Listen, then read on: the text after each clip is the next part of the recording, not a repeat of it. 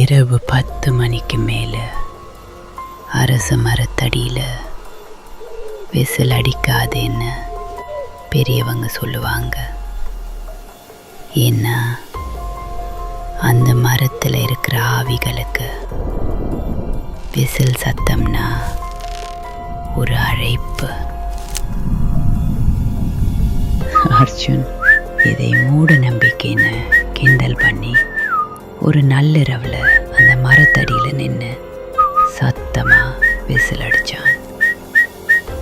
ஆனால் அவ வீட்டுக்கு வந்து கண்ணாடியை பார்த்தப்போ அவ ரத்தம் உறைஞ்சு போச்சு. கண்ணாடியில் இருந்த அர்ஜுனோட வாய் தையல் போடப்பட்டு மூடி இருந்தது. அப்போ